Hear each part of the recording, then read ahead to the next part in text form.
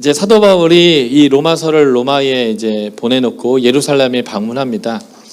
예루살렘에 갈 때에 많은 사람들이 예언을 해요. 가면 잡힌다, 어려움 당한다. 그런데 사도 바울이 개의치 않고 뚫고 들어가요. 내 이 부르심의 사명을 마치는 일에는 내 생명도 아깝지 않다는 거예요. 그 부르심의 사명 중에 하나는 그는 이방인의 사도로 부름을 받은 것인데, 그 이방인과 유대인, 그 기독교 공동체가 형제되게 하는 것, 이것이 굉장히 중요한 일이었어요. 교회는 어찌하든 연합되는 것이 중요합니다.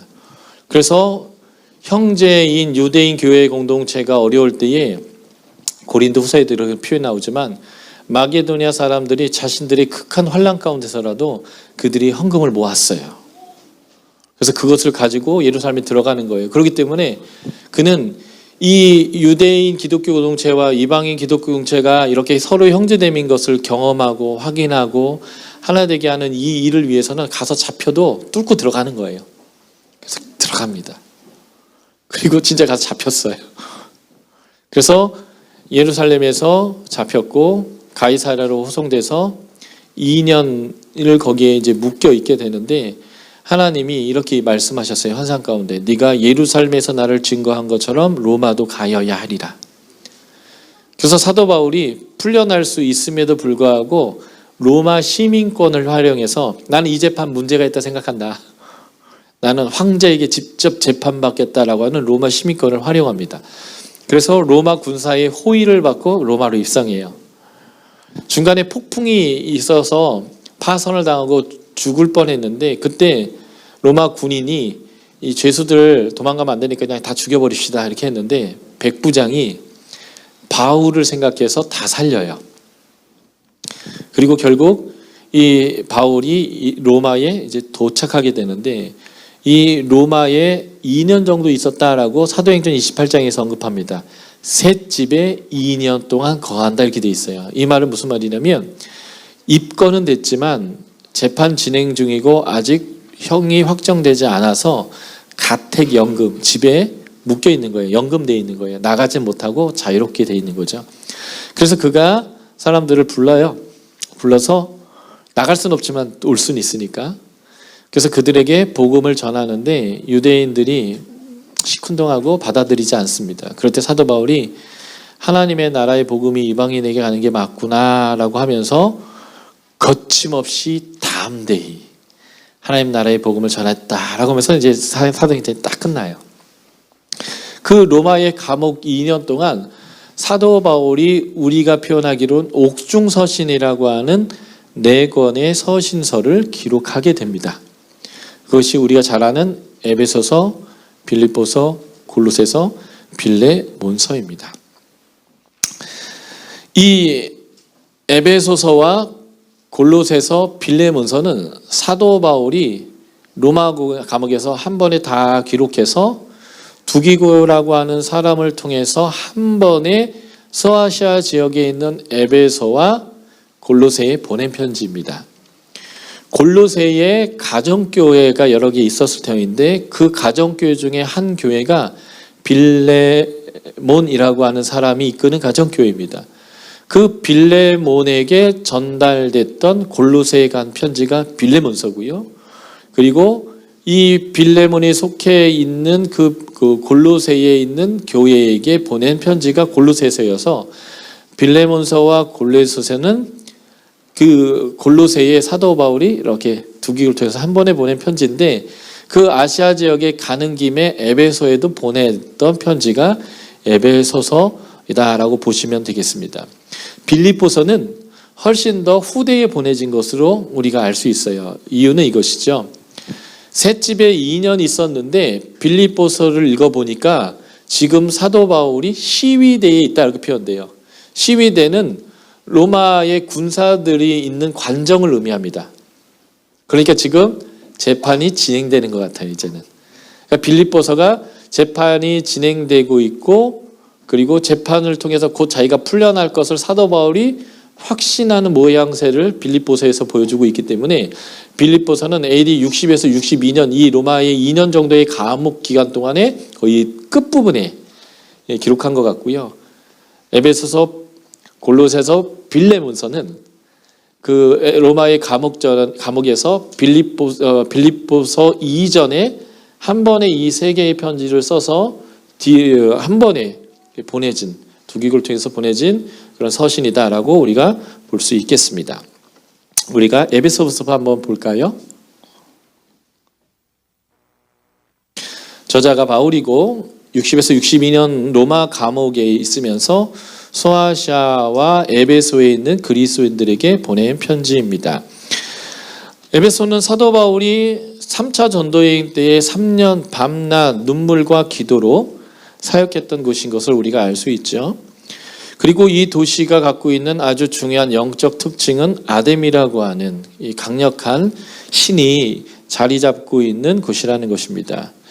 이게 이제 아뎀이에요. 유방이 많이 있으시죠. 엄마의 신이고 그리고 풍요의 여신입니다. 그런데 이 다리 부분이나 이 귀 부분에 보면 이 짐승들, 가축들이 이렇게 놓여 있어요. 이게 동양에서 나오는 니무롯, 창세기에 나오죠. 그 니무롯이 이 아뎀이랑 또 이렇게 겹쳐진 이런 내용입니다. 나중에 이집트의 이시스와도 만나고, 헬라의 아르테미스하고도 만나서 이게 하나로 통합된 혼합주의적 신이 되어주는데, 어쨌든 굉장히 인기 있었던 신입니다. 이 신전이 아데미 신전인데 고대 7대 불가사의 건물 중에 하나인데요.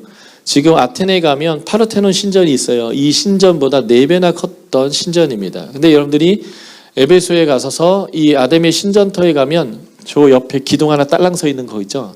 저게 그 수많은 기둥 중에 하나예요. 그 하나밖에 안 남아 있습니다. 저기에 가면 온통 폐허가 돼 있고 한쪽에 큰 연못이 있는데 자라만 득실득실합니다.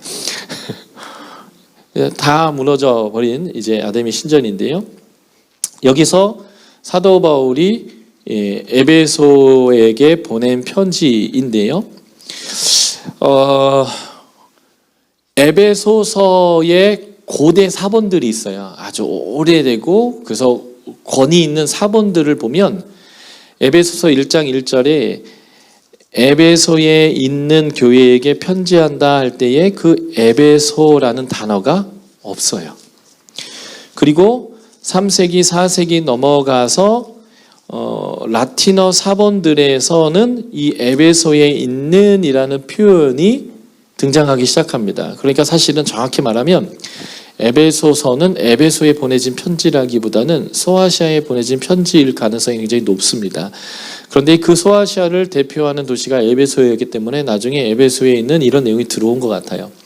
그런데 골로새서를 보면 너희의 편지, 골로새서를 언급하는 거죠. 이 편지를 보내래요.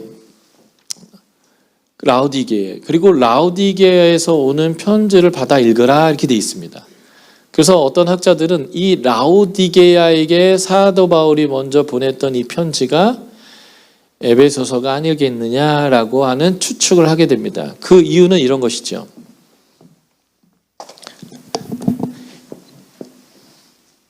이게 에베소서인데요. 그리고 이게 골로새서인 거죠. 골로새서의 70%의 내용이 에베소와 똑같습니다. 그리고 에베소서의 50%의 내용이 골로새와 겹쳐 있어요. 그래서 이 두 개는 쌍둥이 서신이라고 얘기할 정도로 닮아 있습니다. 그런데 이 에베소서는요, 무엇을 다루고 있냐면 교회를 다루고 있습니다. 특히 교회가 예수 그리스도의 몸이다라고 하는 부분을 다루고 있어요. 그런데 골로새서는 예수 그리스도가 머리 되시며 만물의 으뜸 되신다라고 하는 예수 그리스도의 머리됨을 설명하고 있습니다.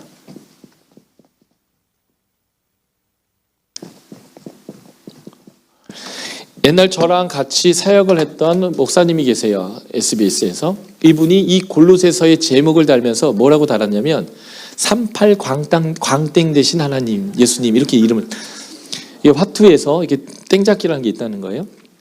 거기에 보면 모든 땡보다 제일 높은 땡. 그래서 우리가 땡 잡았다는 표현이 있잖아요. 가장 높은 땡이 38 광땡이라고 하시더라고요. 그래서 이걸 이길 수 있는 땡이 없대요. 그러니까 이제 예수님이 가장 높다는 거죠. 그렇게 강의를 하다가 학생 장로님한테 엄청 혼났습니다. 예수님을 무슨 38 광땡이라고 가지고. 어쨌든 간에 느낌은 확 왔어요. 38 광땡 되시는 예수님. 예. 이길 자가 없다는 거죠. 그거 잡으면 끝나는 거거든요. 그래서 예수가 만물의 으뜸이고 교회의 머리다라는 얘기와 교회는 그 몸으로서 그 몸의 모습을 가져야 된다라는 이 두 가지 얘기가 함께 읽히면 교회가 무엇인지, 예수를 따르는 교회가 무엇인지를 제대로 이해할 수 있어요. 그래서 골로새서에서는 라우디게아에 보낸 편지가 있는데 그것을 너희가 받아 읽고 너희 편지를 거기에 보내라라고 하고 있는데 아마 그 라우디게아에 보내진 편지가 에베소일 가능성이 있겠다는 것입니다.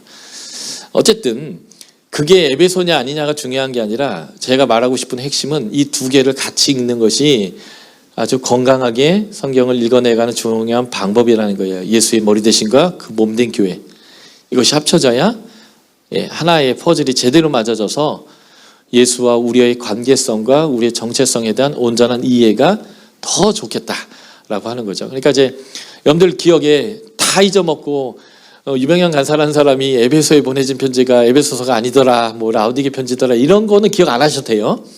근데 꼭 그걸 기억하시고 딴 거는 기억 안 하시더라고요. 그건 잊어먹어도 상관없어요.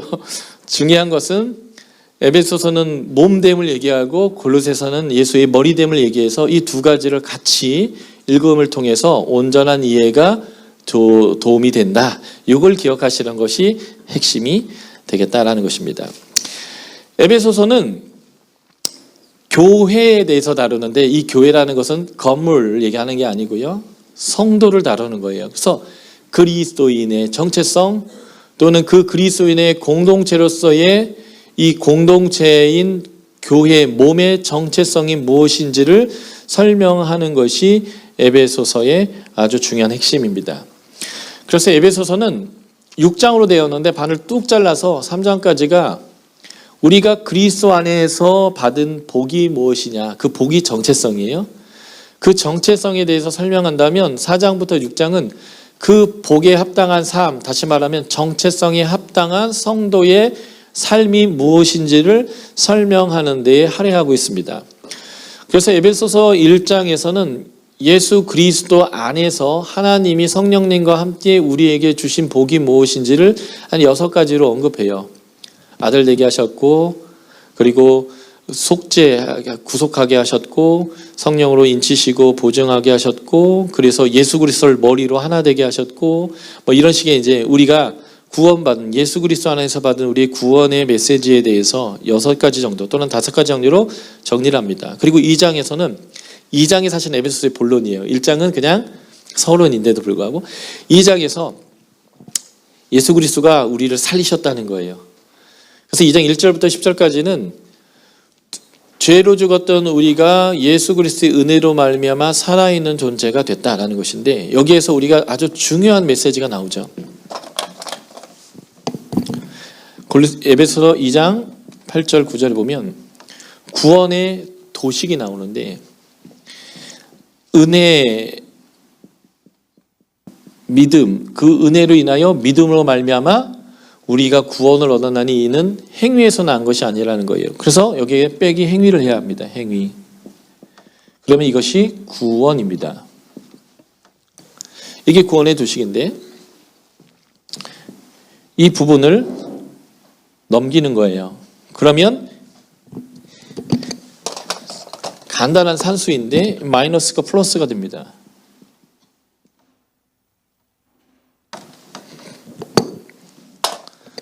구원은 오직 은혜로 받는 거예요.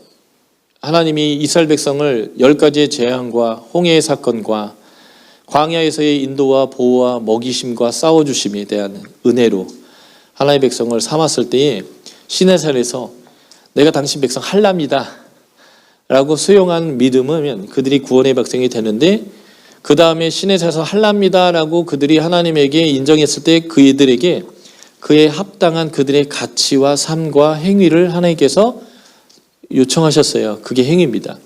그래서 행위는 구원의 조건이 아니라 구원받은 자의 양태예요. 근데 그게 뭐냐면 내가 복을 누리는 방식이에요. 세상에서는 뺏어야, 이겨야, 내가 그들을 정복해야 네가 잘 살 거라고 얘기합니다. 그런데 예수의 가르침은 함께해야, 나눠야, 심지어는 낮아져야, 네가 죽어야 안식을 누린다라고 생각합니다. 구원은 그 예수의 가치를 수용하는 거고, 그 수용했을 때 보여지는 모습들이 저 행위입니다. 자, 에베소서 2장을 한번 펴주시겠습니까?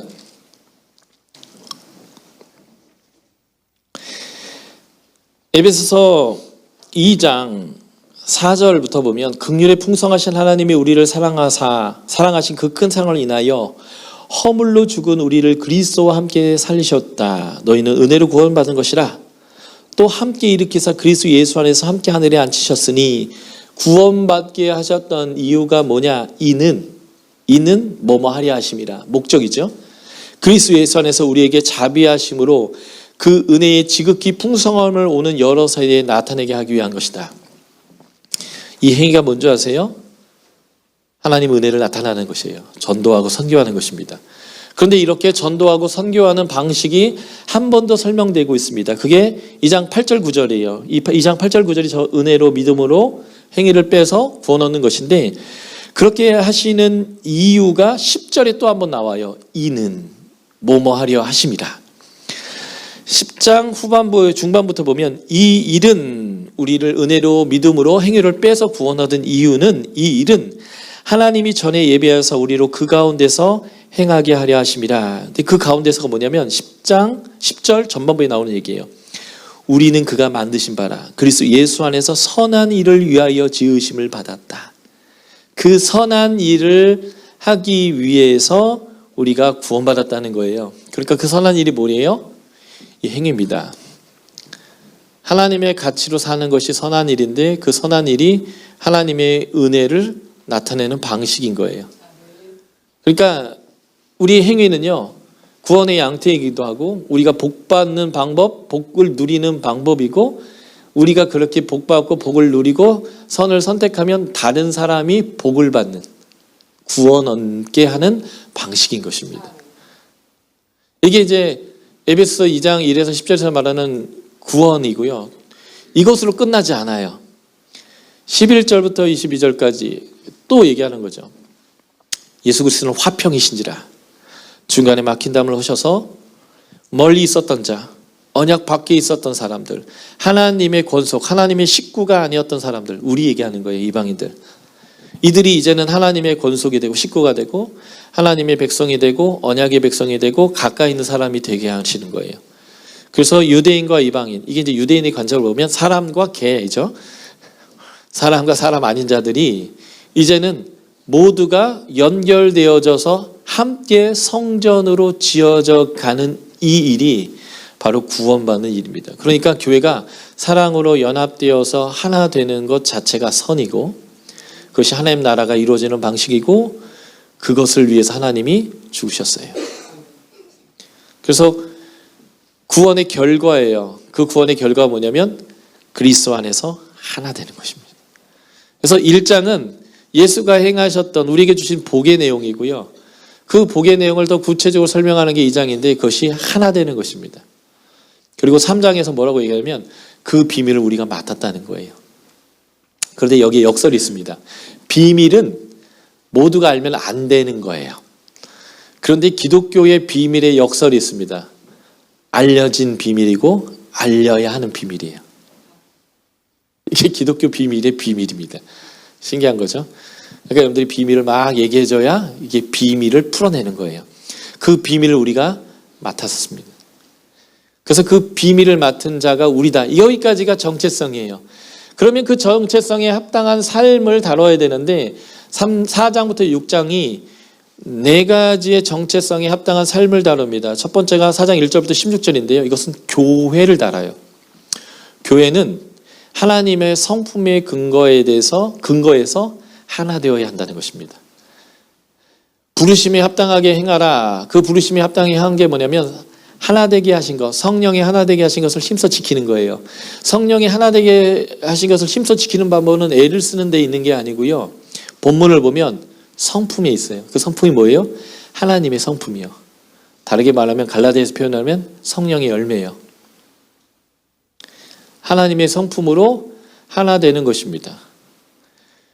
그래서 4장 1절부터 16절은요. 교회가 어떻게 관계해야 하느냐로 정체성에 합당한 삶을 다루는 겁니다. 두 번째 4장 17절부터 5장 14절까지는 세상과의 관계를 달아요. 옛사람을 벗어버리고 새 사람을 입어라. 그리스도에게 사랑받는 자처럼 행해라 라고 하는 것인데 그게 뭐냐면 우리가 혀를 다루는 거예요. 해야 될 말과 하지 말아야 될 말. 세상의 관계에서 이게 굉장히 중요하다는 거예요. 그래서 세상과의 관계를 다룹니다. 세 번째가 5장 16에서 6장 9절인데 또 다른 관계, 세 번째 관계를 다루는 거예요. 그게 뭐냐면 가정관계를 다룹니다. 그러니까 그리스도인답게 사는 것은요. 관계를 어떻게 하느냐의 문제인 거예요. 교회에서, 세상과, 그리고 가정에서. 남편과 아내가 하나 되도록 하나님께서 창조하셨는데 이 남편과 아내의 하나됨은 크도다 이 비밀이여 그리스도와 교회에 대해서 말하는 것이다. 그래서 우리는 남편에게 순종하고 남편이 아내에게 예수 그리스도가 교회를 죽듯이 죽는 것 같이 목숨을 다해서 아내를 사랑할 때에 우리는 하나님과의 우리의 관계가 증명되고 하나님을 경험하고 그리고 하나님 나라를 이룬다라는 거예요. 그래서 가정이 중요하다는 거죠. 가정 안에서의 관계를 다룹니다.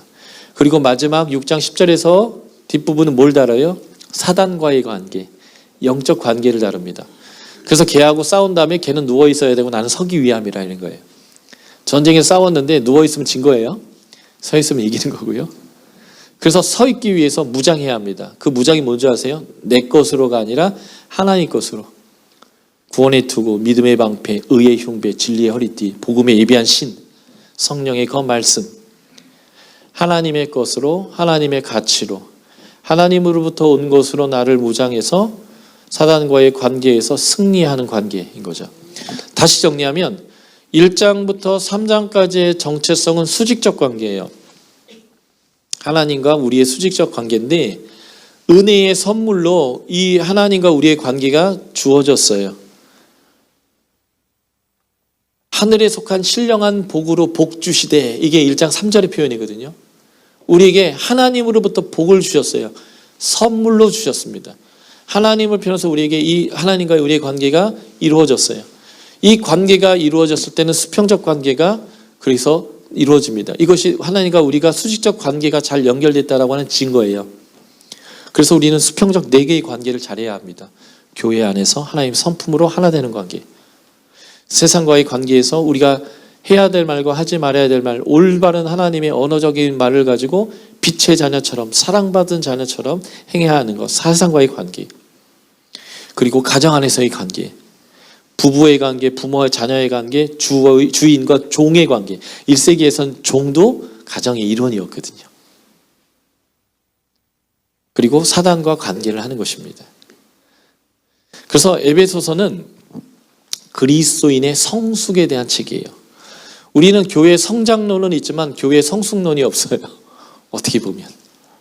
교회는 여태까지는 성장이라는 것에 굉장한 관심을 많이 보였습니다. 중요한 거죠. 그렇지만 정말 중요한 것은 성장 못지않게 성숙이 중요합니다. 저는 그래서 에베소서를 이렇게 표현합니다. 세례받기 직전에 배워야 되는 책. 세례를 받는다라고 하면 이 정도는 알고 받아야 되는 것. 그래서 그리스도인은 어떤 복을 받았는가? 어떤 정체성인가? 그의 사명은 무엇인가? 알고 그 사명, 선한 삶, 그 삶을 이뤄내는 것은 관계인 거예요. 구원은 관계예요. 하나님과의 관계, 사람과의 관계. 구원은 관계적 문제예요. 그래서 내가 어떻게 관계하느냐로 하나님을 사랑하는지 안 하는지를 증명해냅니다. 그래서 4가지의 관계를 설명하는 것이 에베소서고, 그래서 에베소서는 성숙의 책이고 정체성과 정체성에 합당한 책이다라고 보시면 되겠습니다. 그리고 함께 쓰여졌던 골로새서도 거의 내용이 같아요. 같지만 차이가 있다면 사도 바울이 예수 그리스도에 대한 기독론을 잘 다뤘다는 거예요. 기독론. 그래서 1장의 부분에서 사도 바울은 예수 그리스도가 누구있는지에 대한 기독론을 잘 다뤘는데, 그래서 여러분들이 요한복음 1장에 나오는 이 내용들과 골로새서에 나오는 내용과 히브리서에 나와 있는 예수에 대한 이 기독론들을 잘 정리하면 예수가 누구인지를 잘 알 수 있습니다. 만물의 창조주요, 으뜸이요, 주권자요, 만물을 지탱하고 운행하시는 분이요, 모든 만물의 짱.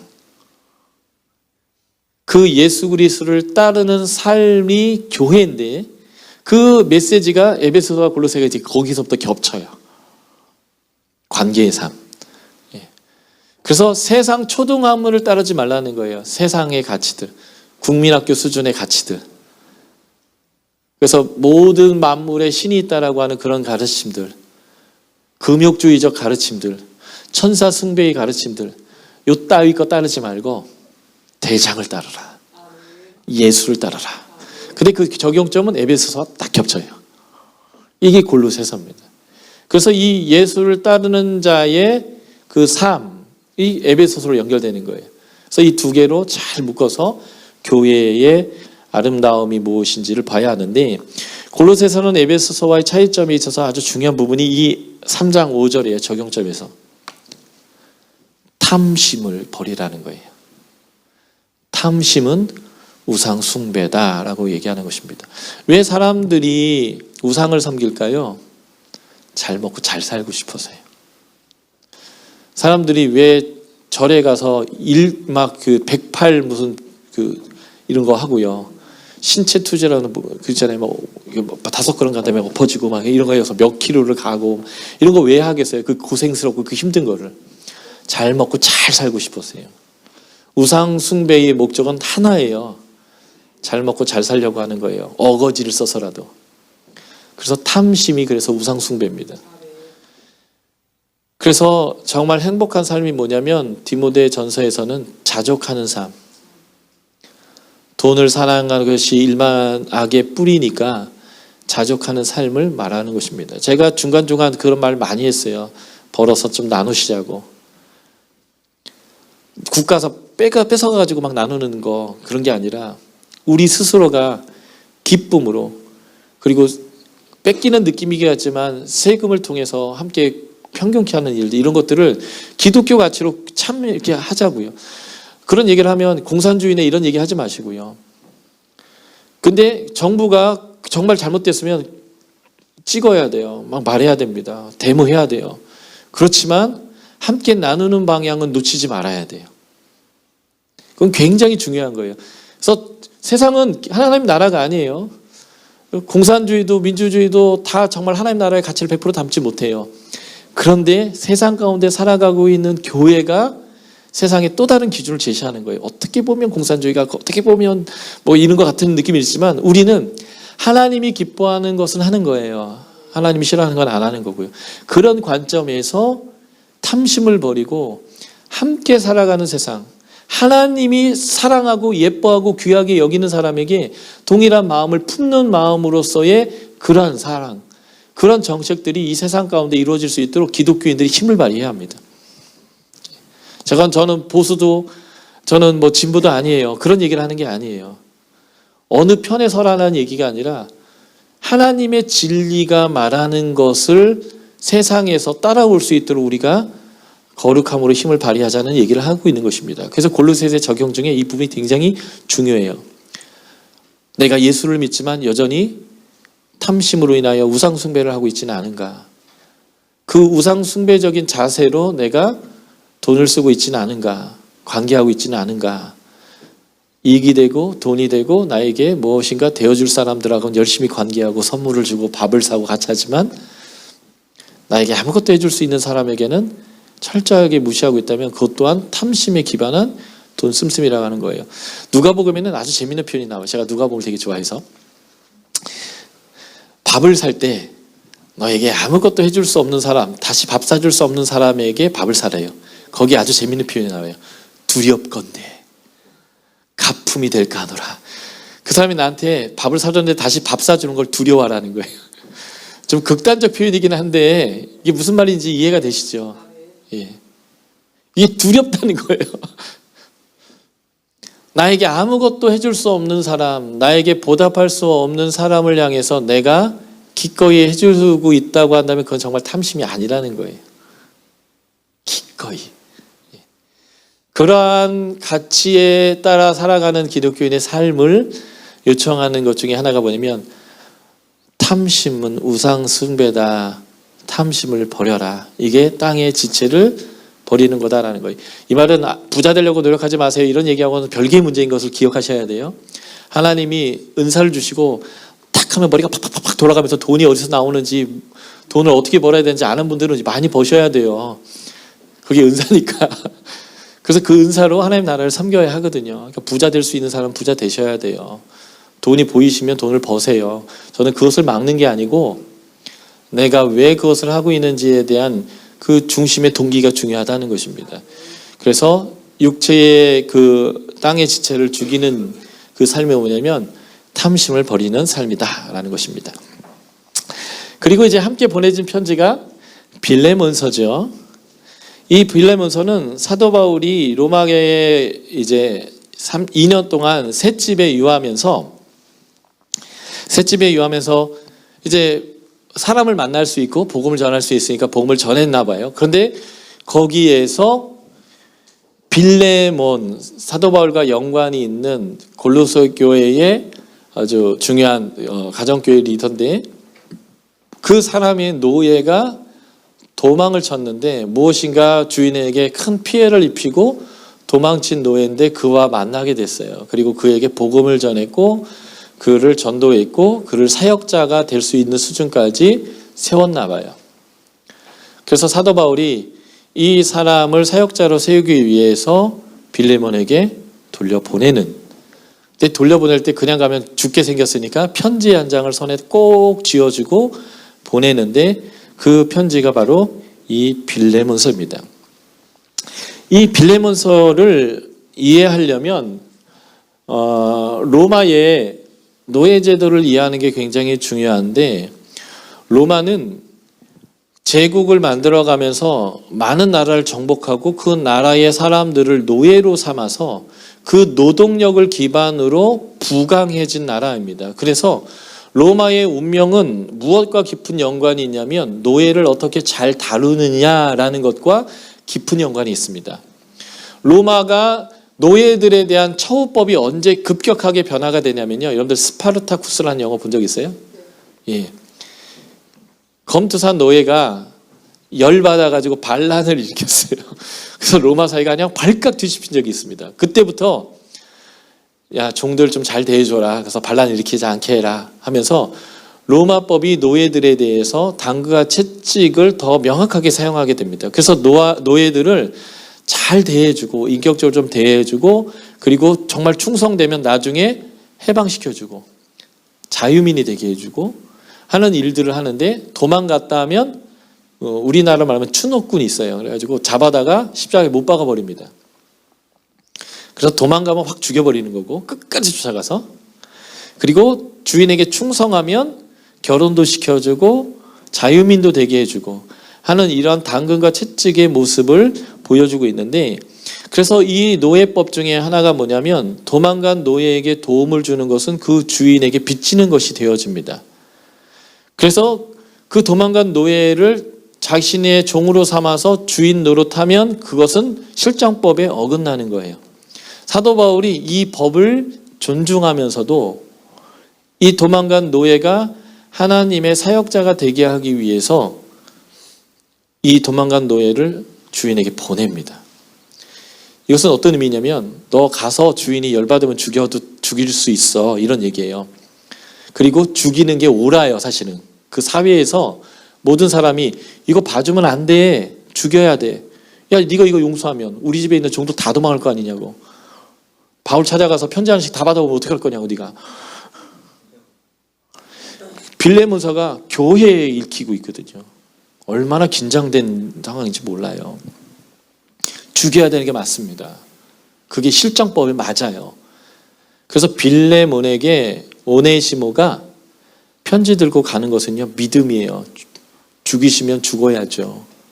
내가 죄인인데.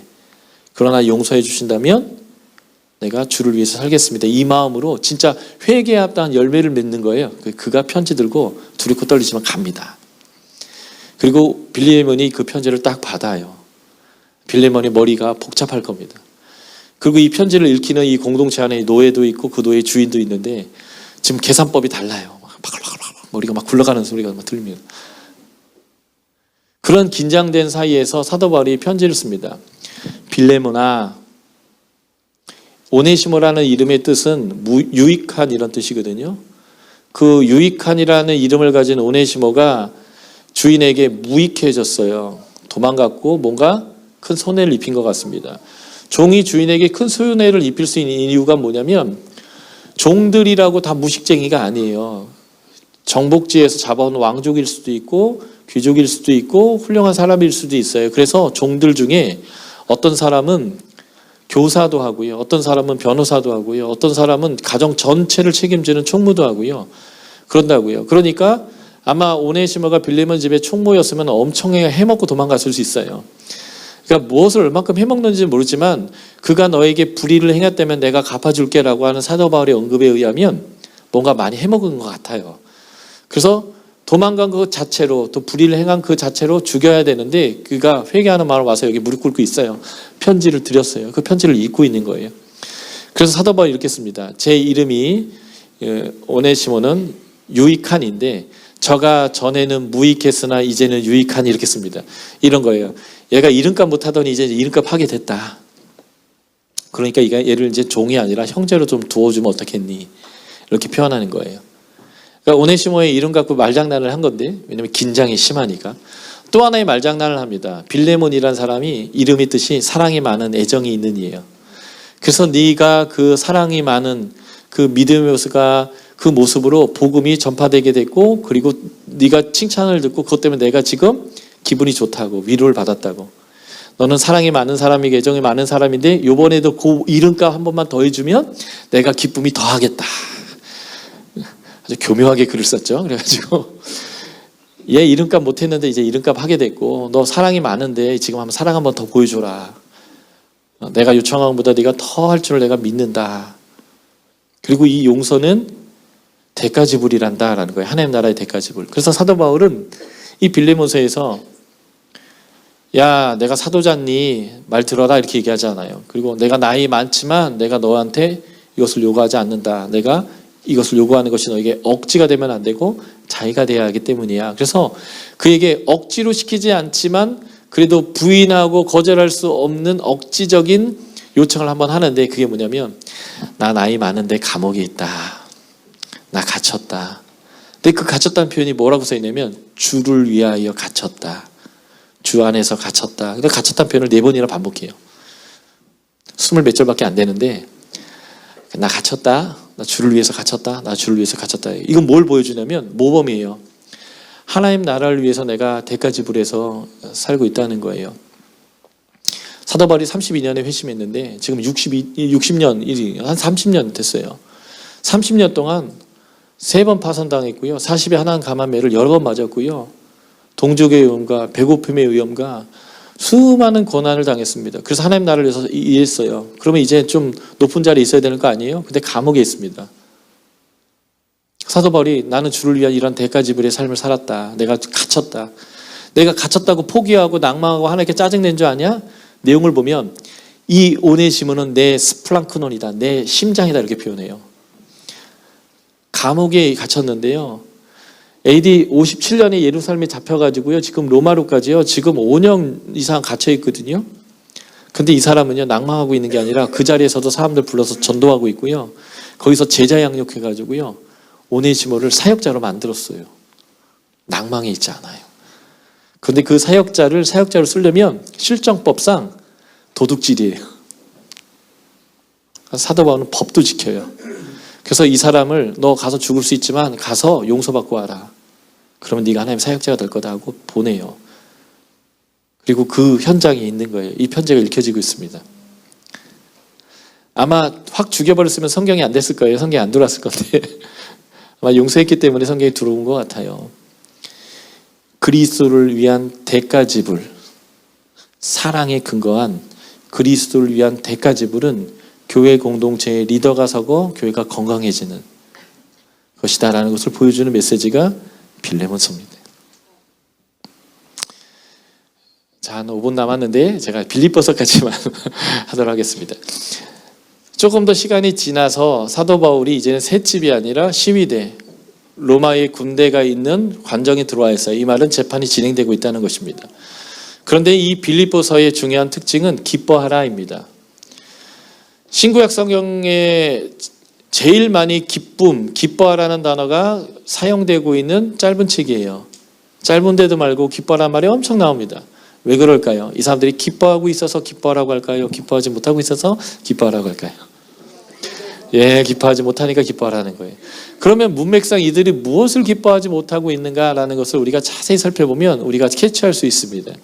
1장에 보면 내가 감옥에 있고 시위대에 있는 것, 이것이 오히려 복음의 진보가 됐다는 것을 네가 알았으면 좋겠어 라고 얘기하는 이 내용을 통해서 교회가 기뻐하지 못하는 첫 번째 이유는 사도 바울이 감옥에 갇힌 것이기 때문에 그렇습니다.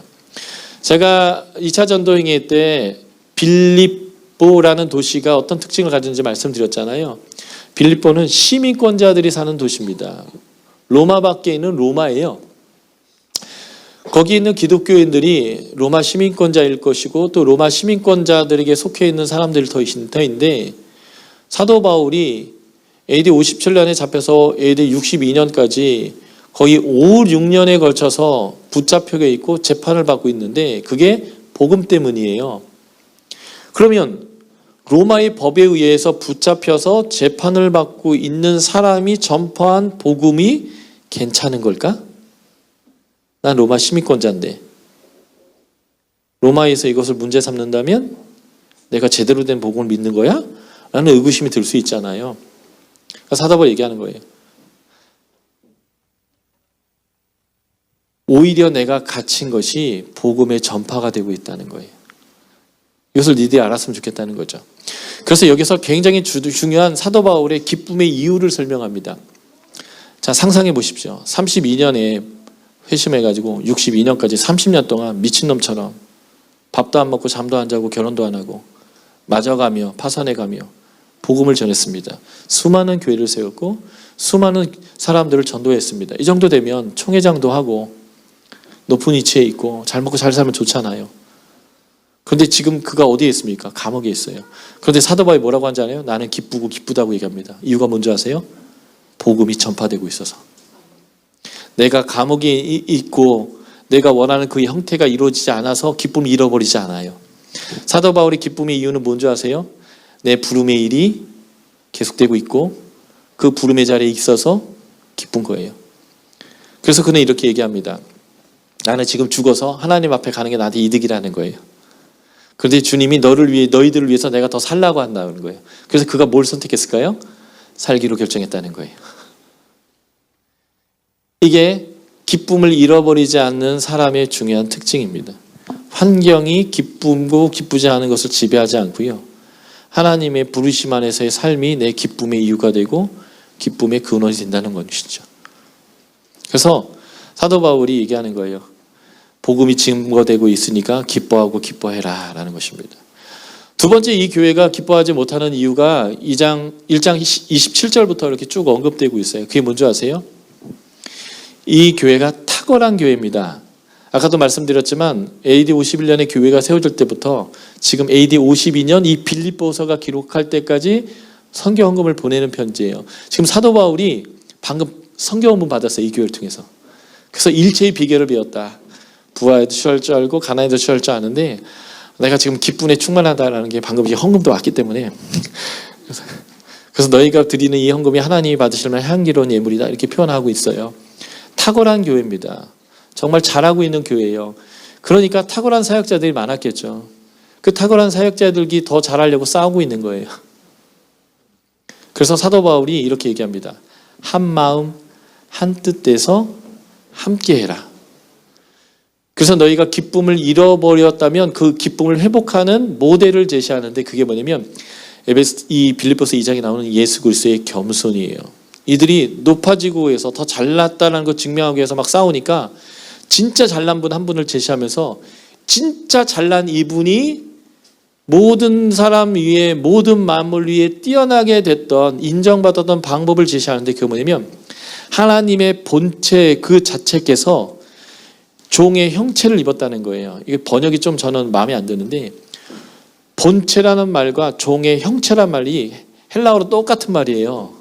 그러니까 하나님 본체가 종의 본체가 됐다고 번역하는 게 더 정확한 번역이며 느낌이 확 와요. 하나님 그 자체가 종 그 자체가 된 거예요. 그런 척한 게 아니고 진짜로.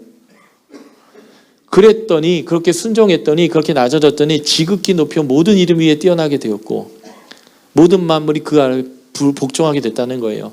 그래서 진정한 탁월함이 뭔지 아냐? 낮아지는 것이다. 겸손한 것이다. 그래서 그런 마음으로 하나 되는 것이다. 한뜻 되는 것이다. 함께 서는 것이다. 그럴 때 기쁨이 회복된다는 거예요. 그래서 예수 그리스도의 겸손 다음에 또 다른 모델 하나를 제시하는데 그게 바울의 모델입니다. 너희의 믿음의 재물 위에 내가 관제와 같이 부어져도 나는 기쁘고 기쁘다 이렇게 얘기합니다. 관제 또는 전제라는 것은 제사 드리는 방식 중에 하나인데 재물이 하나님께 태워드릴 때 향기롭게 태워드리기 위해서 술을 붓는 거예요. 그러면 술은 사라져요. 그리고 그 재물의 향기가 올라가는 겁니다. 그러니까 이 술은 되게 억울한 거죠. 근데 자신이 너희의 삶이 하나님께 드려지는 재물인데 나는 드러나지 않고 후룩 타버리고 날아가서 너희가 하나님께 받을 만한 재물이 되기 위해서 내가 부어져도 나는 그것만으로 기쁘고 기쁘다라고 얘기하는 거예요. 이게 예수의 십자가를 따르는 그의 모범된 삶을 얘기합니다. 그러면서 그러한 삶을 살았던 디모데, 그러한 삶을 살았던 너희로부터 온 에바브로디도에 대한 이야기를 하면서 이것이 바로 진정한 기쁨을 회복하는 방식이야 라고 표현하는 거죠. 자, 빌립보서 1장 한번 잠깐 보시겠어요?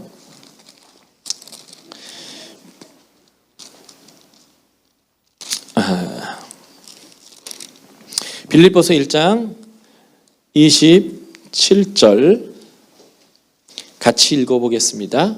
준비되셨죠? 시작. 오직 너희는 그리스도의 복음에 합당하게 생활하라. 이는 내가 너희에게 가보나 떠나 있으나 너희가 한 마음으로 서서 한 뜻으로 복음의 신앙을 위하여 협력하는 것과 아무 일에든지 대적하는 자 때문에 두려워하지 아니하는 것이라. 그래서 한 마음 한 뜻으로 서서 대적들을 두려워하지 않는 이게 뭐냐면 로마의 군대가 전쟁하는 방식이에요. 방패와 방패를 쫙 연결해 가지고요. 한 마음 한 뜻으로 딱 쓰는 거예요. 적이 밀고 들어와도 무너지지 않고 한 마음 한 뜻에서 딱 지키는 겁니다. 그리고 적을 때문에 두려워하면 한 곳이 무너져요. 뭐가 두려워하지 않고 하나 되는 것입니다. 이게 로마 군대가 사용하는 방식인데 지금 이 빌립보서 사람들이 로마 시민권을 얻는 방법이 뭐냐면 제가 이제 앞에서 얘기할 때 블루투스 원로원 계급들과 시저의 양아들인 옥타비아누스와 안티오기 싸울 때이죠. 그때에 이 빌립보 사람들이 이 옥타비아누스 편에 잘 들어서 나중에 이제 전쟁이 끝났을 때 군인들이 퇴역하면서 로마 시민권을 얻게 되는데 그들을 정착시키기 위해서 세우는 로마 식민지, 로마밖에 로마가 바로 이 빌립보입니다. 그래서 이 빌립보의 시민권자들은요, 피 흘려 싸워서 시민권을 얻은 자들이에요. 시민권이 어떠한 건지를 알아요. 피 흘림 없으면 영광이 없다는 걸 그들이 알아요. 그 너희들이 그렇게 한마음 한뜻으로 방패를 모으고 싸워서 두려워하지 않고 싸워서 국가를 위해서 기여해서 시민권이 됐지 않냐. 그러면서 여기 표현하는 거예요. 그리스의 복음에 합당하게 생활해라. 근데 이 생활하라는 단어가 폴리투마이라는 단어인데 시민 노릇이에요. 시민 노릇. 복음에 합당하게 시민 노릇해라. 그들이 시민권을 얻어냈던 방식이 그 군대였고 그 군대로서 싸움으로써 로마의 번영을 유지하고 그 시민권인 거예요. 우리 한국 남자들이 군대 가는 것처럼 시민 노릇하라는 거예요. 그래서 그렇게 한마음 한뜻으로 낮아짐으로 너희가 싸워야 기쁨을 회복할 수 있는데 지금 따로 각자 싸우는 거잖아요. 내가 더 낫다 너보다. 이게 바로 그들이 기쁨을 잃어버렸던 이유라면 니들이 시민권 얻은 자들처럼 그 시민 노릇, 한마음 한뜻으로 함께 싸워 함께 승리하는 시민 노릇 해야 된다. 그것은 내가 잘 싸운다고 툭 튀어나가는 게 아니고 내가 무섭다고 훅 밀려나는 게 아니라 견고하게 함께 서 있는 것이다. 한마음 한뜻으로 서 있는 것이야. 그 시민 노릇을 해라. 겸손함을 해라. 다른 사람의 탁월함을 인정해라. 다른 사람을 나보다 낮게 여겨라, 이 말이요. 탁월을 인정하라는 얘기예요. 다른 사람의 탁월함을 인정해 주라고요. 우리는 그러잖아요. 아, 저 사람은 참 잘하긴 하는데 그런데 이래 저래 성질 더러워 이렇게 하면서 칭찬하는 듯 하지만 까거든요. 다른 사람의 탁월함을 인정해 줘야 되는 거예요. 왜냐하면 모든 사람은 잘하는 것과 못하는 것, 너무 아름다운 모습과 추한 모습이 다 공존하거든요. 그런데 우리가 그 추한 모습, 잘하지 못하는 모습에 집중하면 싸우는 거예요. 그러나 서로가 잘하고 있는 부분, 칭찬받을 만한 부분, 아름다운 부분을 서로 격려하고 세워주면 우리가 한마음 돼서 하나님 나라를 이루는 것이죠. 그래서 다른 사람의 탁월한 그 부분을 인정해 주는 것, 이게 바로 겸손입니다. 이들이 기쁨을 잃어버린 세 번째 이유는 3장에서 나타나는데, 개 사도바울이 쌍욕을 했어요. 개새끼들. 개 누구냐면 할례당. 할례를 자랑하는 사람들. 그런데 그 사람들이 뭘 얘기하냐면 우리는 의롭다는 거예요. 그래서 할례를 시행해야 되고 율법의 의무를 가져야 된다라고 하는 그 사람들. 거기에 대해서 사도 바울이 얘기합니다. 그 사람들이 어떻게 자신들을 표현하면 우리는 다 이루었다 이렇게 표현하니까 사도 바울이 우리 다 이루었다라고 우리는 표하지 말자는 거예요. 우리는 아직도 달려가는 자고 아직도 표대를 향해 가는 사람들이고 아직 마쳤다라고 하지 않는 사람이라는 거예요. 그래서 나도 지금 30년 수많은 교회를 세우고 수많은 사람을 전도하고 했지만 아직도 달려간다 이 말이에요. 그것이 우리가 기쁨을 잃어버리지 않는 이유라는 거예요. 율법의 의로 내가 완성되었다, 우리는 다 잘한다 이게 아니라 아직도 모자란 자로, 아직도 그 부름의 자리로 달려가는 자로 너를 겸손하게 세우라는 거죠. 이게 그 교회가 잃어버렸던 기쁨의 이유 세 가지인 것 같고요. 그것을 다 뒤집는 것입니다. 그런데 이런 말을 하는 사도 바울의 근본적 태도가 뭔지 아세요? 너희는 내 기쁨이여 면류관이고 내 영광이다라고 너무 사랑하는 마음으로. 그래서 유디아와 순두계 이 두 사람이 아마 총여전도 회장인 것 같은데 둘이 싸운 것 같아요. 권해라, 연합하게 해라, 격려해라 하면서 기쁨의 이유는 환경이 있지 않고 하나님의 부르심이 있고 그 낮아짐이 있고 완전히 이뤘담이 있지 않고 아직도 달려감이 있다라고 얘기하면서 기뻐하자라고 격려하는 그러한 소망의 복음, 이것이 이제 빌립보서인 것 같습니다. 우리가 좀 강의 마무리하면서 함께 기도하시죠. 우리가 강의를 들으면서 교회에 대해서 많이 배웠어요. 사랑으로 행하는 것, 겸손한 것, 낮아진 것, 탐심을 버리는 것. 그리고 우리의 기쁨의 근원이 내가 원하는 그 어떤 현상들이 이루어지는 것이 아니라 주님의 소망함이 이루어지는 그 일에 내가 참여하고 있다면 여전히 내가 기뻐하는 것. 이런 것들이 이제 우리의 소망이고 우리의 가치인데, 하나님 이러한 사랑으로서 행하고 주의 가치를 소유해서 주님과 함께 동행하는 이런 삶이 우리의 삶이 되고 싶습니다. 바울이 얘기했던 이 교회됨이 우리의 교회됨 되게 하시고 우리가 온전히 그 아름다운 주의 교회들을 세워나가는 그리스도인 되게 하십시오. 에베소에서 말했던 그 하나님의 정체성에 합당한 관계적 삶을 우리가 잘 이루어내게 해주십시오라고 우리가 좀 적용하면서 함께 기도했으면 좋겠습니다. 우리 같이 좀 소리내서 함께 주님께 기도하겠습니다. 같이 기도합시다.